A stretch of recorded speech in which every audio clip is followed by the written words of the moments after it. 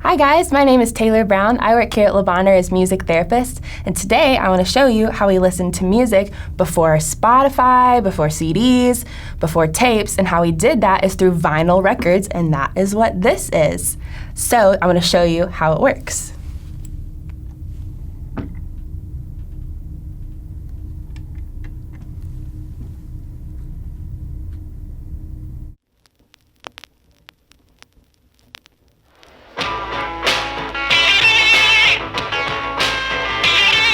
So this record is actually 50 years old, and they're still making vinyl records today. And in fact, the third largest record pressing plant in the nation is right here in Memphis, Tennessee.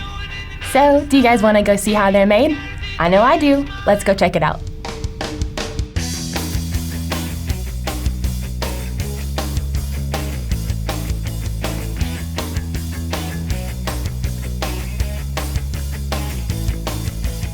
And now we're here at Memphis Record Pressing with Mark Yoshida, co-owner. So tell us, Mark, how did you get into the record business? Well, in 1997, we started making CDs. I had a recording studio prior to that. We knew that there was a market for manufacturing in Memphis. And CDs were going very well until digital downloads started taking away from the sales of CDs. Yep. Survival mode kicked in, and we realized that vinyl records were picking up. Actually, since 2008, there has been a resurgence. So It's beyond a fad. In 2014, we made the jump. We were lucky we found some 50-year-old presses, revived them, and we've been making vinyl records ever since. Awesome. Okay, so we know that records are made of vinyl. Tell us how that works. Well, actually, there's a few steps involved before we can start making records. You have to actually make a master, and the result is a stamper, and that's where we come in. You want to take a look? Yeah. Records are made out of polyvinyl chloride, PVC compound. So is that like PVC what pipes are made out of? Same material, although there is a special formulation for the vinyl industry. You have to add a little bit of oils because the grooves in a record are very fine and the vinyl has to flow smoothly. Okay. So our most common color is black, PVC. These are some pellets that we use. They're very small so that they can melt easily. Very small and smooth. Yes.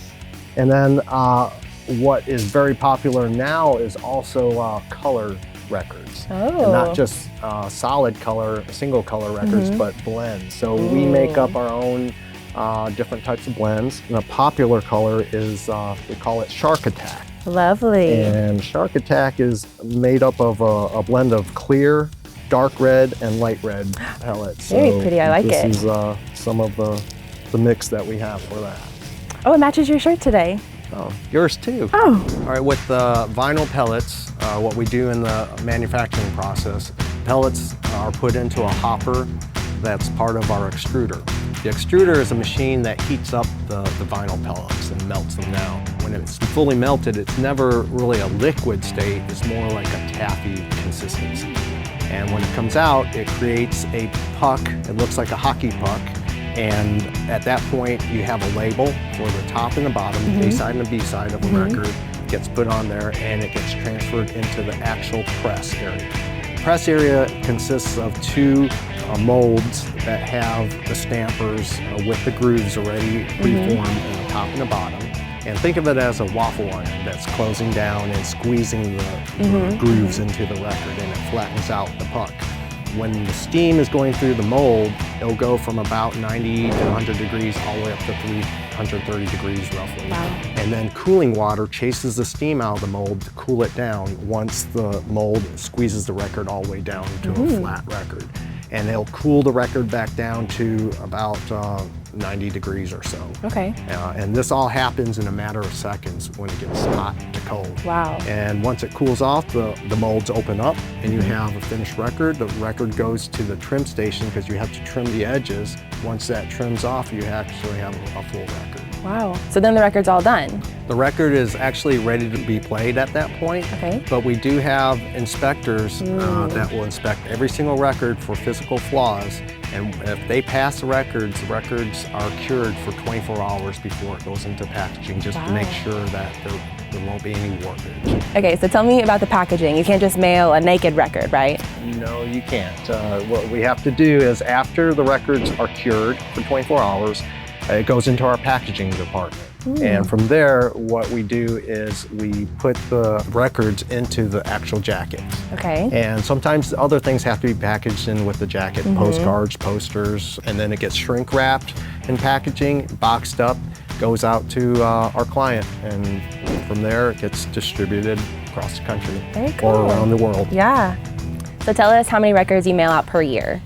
Well, we are actually in the process of expanding our production. Last year, we manufactured 3.2 million records. And this year, we've added 3 more presses, getting ready to add another 2. We're on track for about 4.8 million records. That's so many. So you're growing. Yes, about 5 years ago, we had only 13 employees. Okay. Now we have over 120 employees. That's a lot more, yeah. It is. We started off inside 1 building, but we quickly expanded into 3 buildings. Okay. And we also expanded into 2 more different newer types of presses. One is a computer-based modern press, and then we also are in the process of adding 2 manual presses. They'll be able to make picture discs or specialty color discs. Very cool. Mark, thank you so much for having us today, for taking us on a spin around the record pressing plant. You guys be sure to check out memphisvinyl.com. You can get a cool t-shirt like I'm wearing and check out lots more information. See you guys later.